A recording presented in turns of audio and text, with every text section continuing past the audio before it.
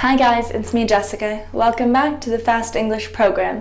Today we're going to be talking about sentences and types of words and symbols.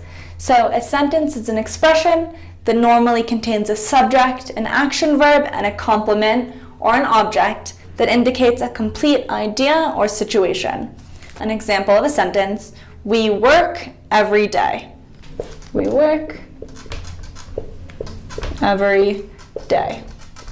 We is the subject, work is the verb, and every day is the complement.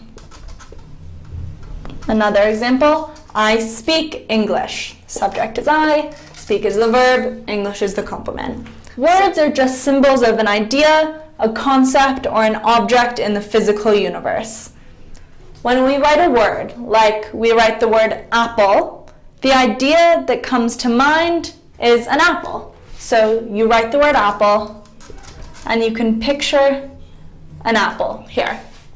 If there's no idea or image connected to the word, then we don't know what the meaning of the word is. So in this case, if there's no image associated with apple, we don't know what the meaning of the word apple is, and we have to look for it in a dictionary and make as many sentences as we need to make a comprehension of that word. But when we talk, there are other kinds of words.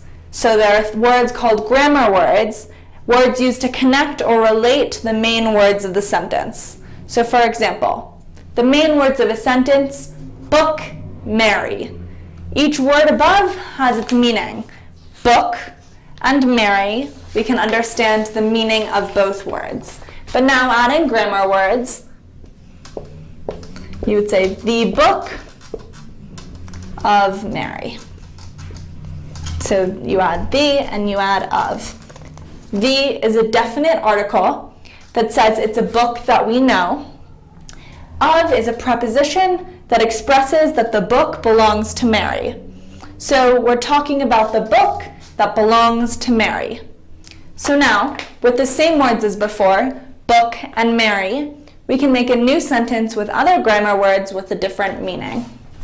So for example, any book for Mary. Any is an adjective indicating 0 books, and for is a preposition indicating a destination. So we're talking about giving 0 books for Mary. Mary won't have a book. Now, with the main words, parents buy dinner. Each word, parents, buy, and dinner, each has its own meaning and its own concept. So how do we relate these words to form a sentence? We add some grammar words. So for example, my parents buy a delicious dinner. Here we add my, we add a, and we add delicious. We add my, which is a possessive adjective that indicates that the parents are mine. We add a, which is an indefinite article expressing that it's just one dinner. And we add delicious, which is an adjective meaning that we enjoy or approved of the taste of the dinner. But with the same core words, parents, buy, and dinner, we can make another sentence. So we could say, the parents usually don't buy dinners. The parents usually don't buy dinners. You could also say, her parents don't have to buy dinner, etc. So as you can see, how the grammar words help to maintain or help the main words to complete the sense of the message. So the grammar words are necessary to get across the meaning of the sentence. Now, besides grammar words, we use other symbols in writing in order to make the sentence even more expressive. So we're going to go through some symbols we use. First, a period, which is a dot at the end of a sentence. It could come after the numbers in a list, so 1, and then you put a period, or it can come at the end of a sentence to signify that the sentence is over, or it shows a word has missing letters, so an acronym. For example, United States of America can also be written U.S.A. to show that there are letters missing after each dot. Now, we can talk about a comma, which is like this. A comma is used to separate a group of words.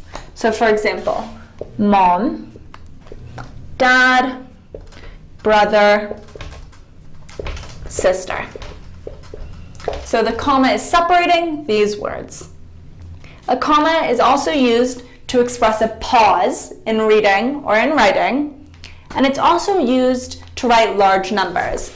For example, 2 million. In 2 million, every third number is separated by a comma, starting from the right. Now, a colon. A colon is used to separate the definition and the example of something. For example, if you're talking about the articles and you want to list them, you would say, the articles A and. So here you use a colon here and a comma here. Now, a semicolon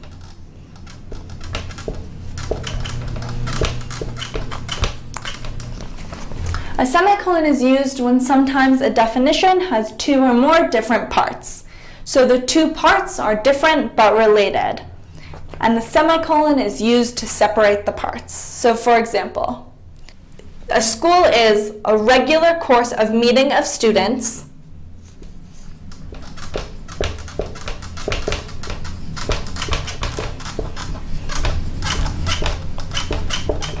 semicolon program of instruction.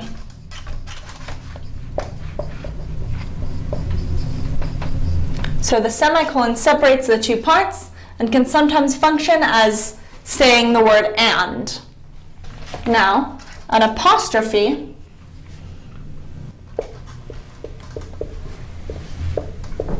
is used to show that a letter or letters have been left out of a word. So, you are very smart, you're very smart. So in the contraction your, the apostrophe symbolizes the missing A. You're very smart. It's also used to show that something is possessed by someone. So, Peter's book. The apostrophe here means that the book is Peter's. So, it's his book in his hand. Now, a question mark.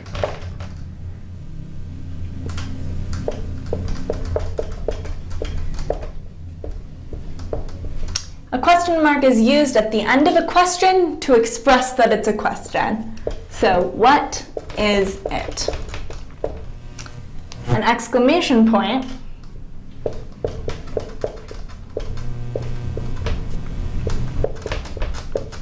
is used to show strong feelings or to emphasize something. It also goes at the end of a sentence.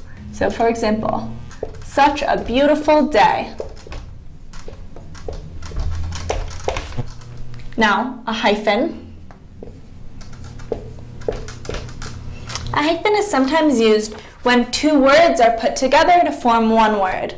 So, for example, this is a well-known book. The hyphen goes between well and known. Now, here, a ... which is also known as the ellipses, is used to show that a word or words have been left out of a statement or a question. So the statement, I go home, take a shower, call my mom, and then go to sleep. If you want to just say part of the sentence, but still symbolize that there are other parts, you could say, I go home, ...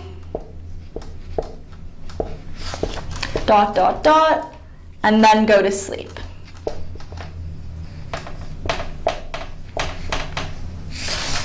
Finally, parentheses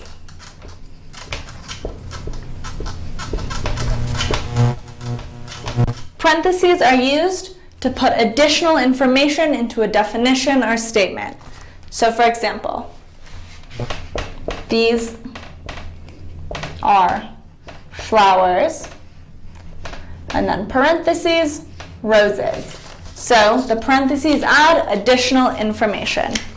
All right, that's all for sentences today. Thank you guys for listening, and I'll see you next time.